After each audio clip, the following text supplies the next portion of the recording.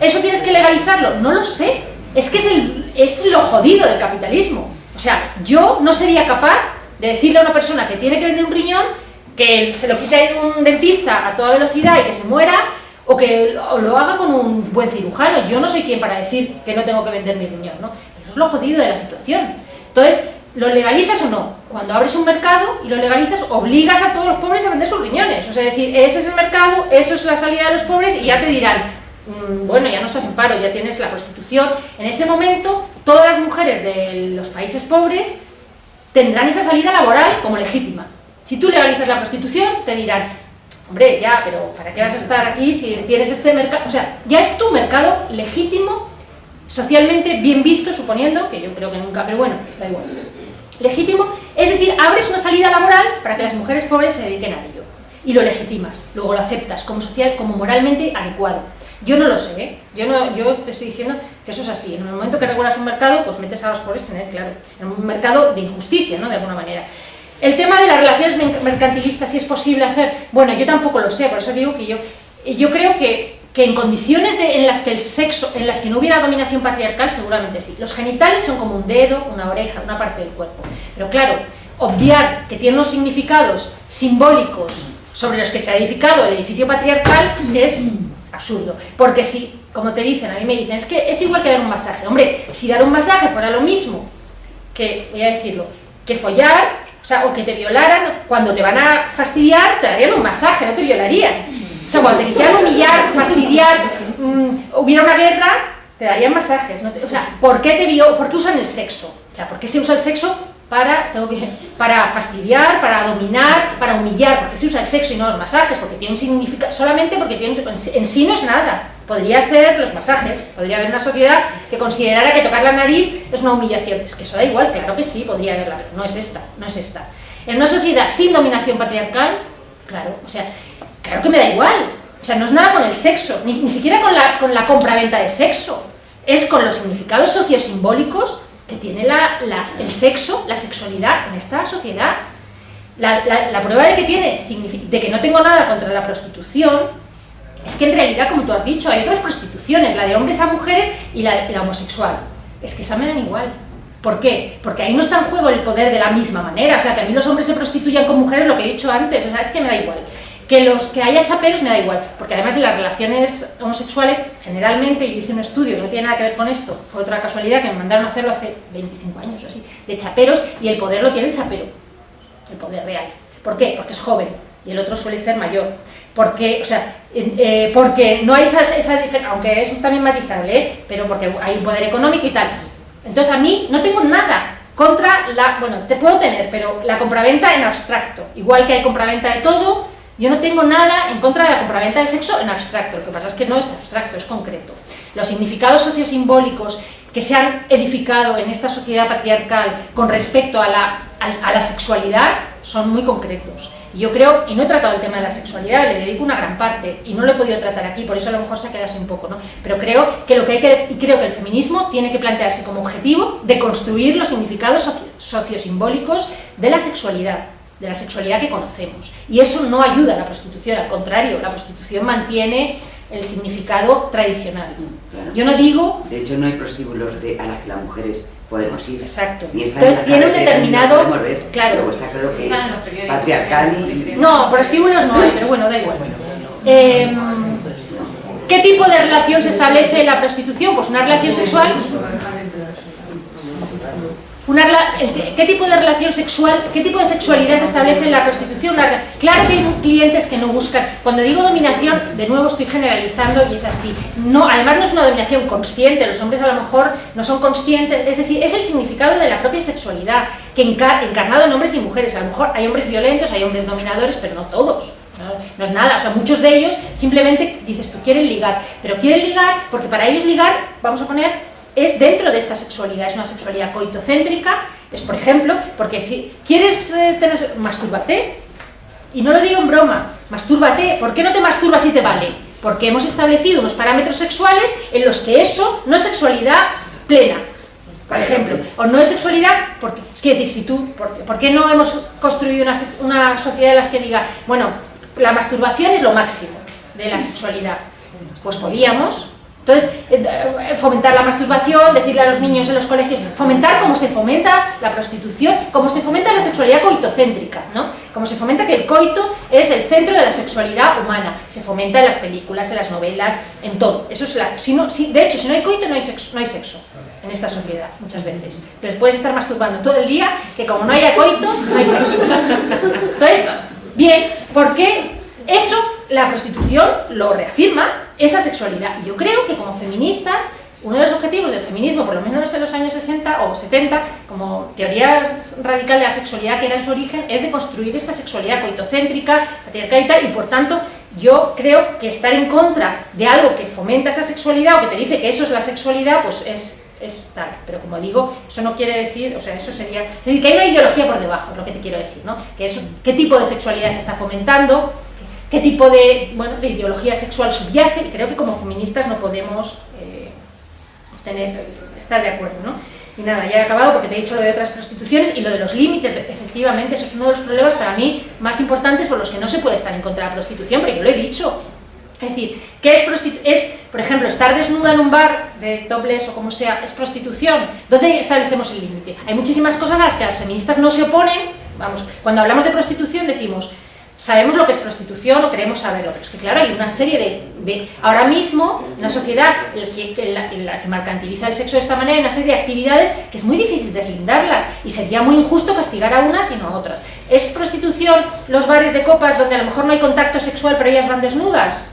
No sé, o sea, no lo sé, ¿por qué eso no y eso sí? ¿Por qué persigues a estas y a estas? O sea, no persigas a ninguna. ¿Es prostitución tener relaciones sexuales por teléfono?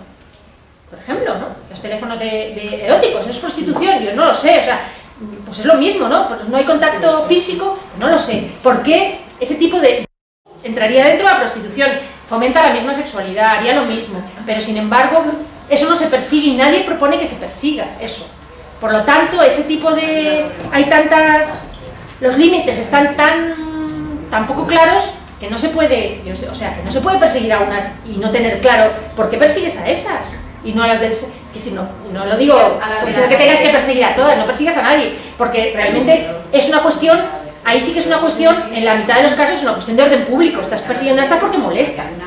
Y la que está... sí, por la doble moral y porque molestan. Y porque molestan y las ves, y a la que está en el teléfono no molesta a nadie, no lo ve y tal. Y claro, a mí eso me parece igual de injusto que tú. Ya. Carmen. Bueno, yo primero te quiero agradecer que hayas hecho el esfuerzo de venir esta tarde, un viernes por la tarde a Albacete, para compartir con nosotras y con nosotros pues la experiencia de haber escrito el libro y más allá tu propia experiencia y tu opinión. Estamos trabajando tu libro, yo creo que lo sabes, un grupo de personas, y te quiero felicitar también por el libro. Yo personalmente comparto tus dudas, las he compartido antes y he descubierto muchas cosas leyendo también el libro, que aún nos queda una parte que analizar. Pero comparto contigo las dudas, comparto las afirmaciones. Creo que es fundamental que seamos capaces desde el feminismo de construir esta sociedad patriarcal que está cogiendo una fuerza impresionante en una parte del mundo, que de la otra en el libro hablas, pero aquí no lo estamos hablando esta tarde, porque está el mundo lleno de trampas en las que desde el feminismo estamos retrocediendo, y una de ellas puede ser en el tema de la prostitución. Yo estoy convencida de que podemos lograr avanzar no sé si en una solución, porque también lo enmarco en todo lo que tú decías al principio. La prostitución está muy relacionada con el sistema capitalista, con el MAT, con la desigualdad, etcétera, etcétera, pero si podemos avanzar y conseguir algo, tiene que ser desde el feminismo, una parte muy importante. Y en este momento, si coincidíamos en el grupo que estamos analizando, yo también lo pienso así, estamos inmersas en una trampa porque estamos divididas desde el propio feminismo. Y esto debilita una posición y da armas a los neomachismos, etcétera, etcétera, etcétera, para debilitar nuestras posturas. Por tanto, sí que creo que estamos abocadas y tenemos que buscarlo. Decía Maite que qué se puede hacer en Albacete. En Albacete hemos tenido para una ordenanza que el Partido Popular pedía y que en otra etapa han pedido parte de los vecinos o no vecinos, donde estaba el problema en algo tan sencillo para muchas personas como que no la veamos.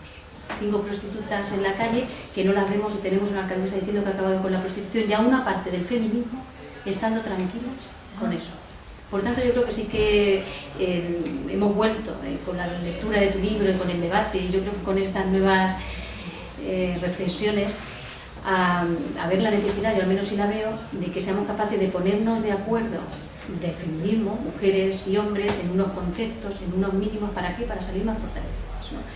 Y no tengo claro en ese sentido, sí tengo claro que no hay que regularlo, yo también lo comparto, pero no tengo claro si hay que hacer o no hay que hacer, por todas estas cosas que tú dices, que explicas bien en el libro, que cuando en Albacete se nos planteaban en el mismo Consejo Municipal de la Mujer, en el mismo grupo de asociaciones más feministas, donde no había una postura adecuada. Y ha ocurrido también en Albacete lo que tú decías, posturas totalmente inflexibles, violentas dialécticamente, enfrentadas, y yo creo que esto lo que ha dado armas es ahora mismo un gobierno que hay además muy conservador, que está restringiendo derechos para que tranquilamente, pues por una simple ordenanza que es cuestión de orden, lo haya solucionado, ¿no? Por tanto, yo te felicito por el libro, vamos a seguir trabajándolo desde el feminismo aquí en Albacete, además nos ha servido por lo menos a un grupo de personas de revulsivo para poder, esto que decía Maite, que ya se ha ido, ¿no? Ponernos a trabajar en unos mínimos que por lo menos trabajen esta preocupación y solidaridad feminista, teniendo en cuenta a las mujeres y no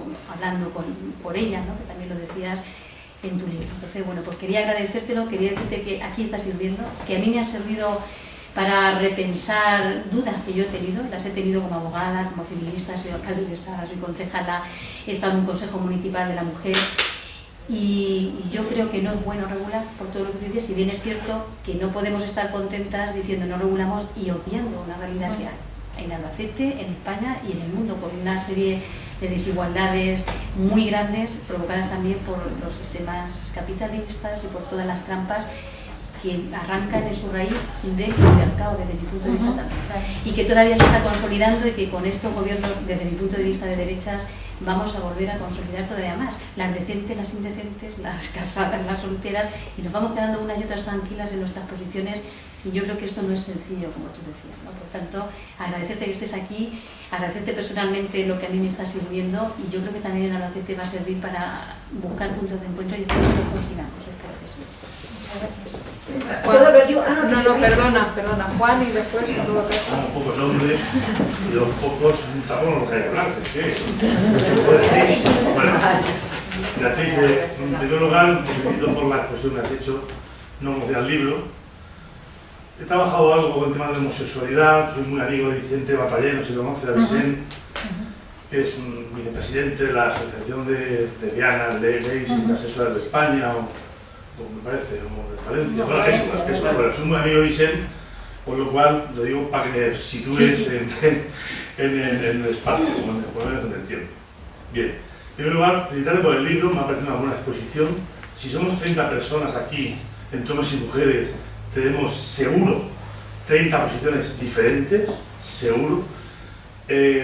Utilizar la posición híbrida me parece una buena definición. Creo que tenemos todos seguramente esa coincidencia en lo híbrido en todos los aspectos, pero a mí me llama la atención poderosamente que este tema, la hipocresía propia que existe en nuestra sociedad, una gran hipocresía. Yo soy médico, atiendo a gente, estuve en un pueblo de aquí de la provincia, incluso hice una especie de iguala con las prostitutas que habían en una zona porque no querían estar en el centro de salud, no querían que las dieran, y bueno, al final tuve también que tener problemas con la propia sociedad porque no admitían en la consulta, pues en fin, pues la conocían, en fin, una serie de historias sociales que bien han definido antes, que habría que tener muy en cuenta. La estigmatización de estas personas me parece brutal y me parece, muy denunciante. A mí, yo quería denunciar un poco el poder de hipocresía,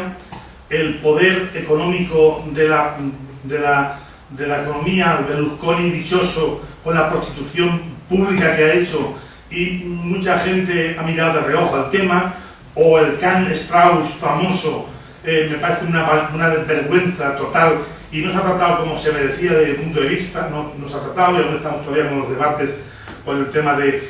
O incluso otro día en la manifestación que hubo en el Arrabal, que sabes que pusieron en marcha una manifestación donde solicitaban un poco lo que aquí decía Toya y alguien más, bueno, pues a lo mejor la regulación, en fin, yo creo que entre ellas tampoco hay mucha unión, y como veo, las feministas tampoco tienen mucha unión. Por lo tanto, esto me induce a decir una cuestión que me parece fundamental, ¿no?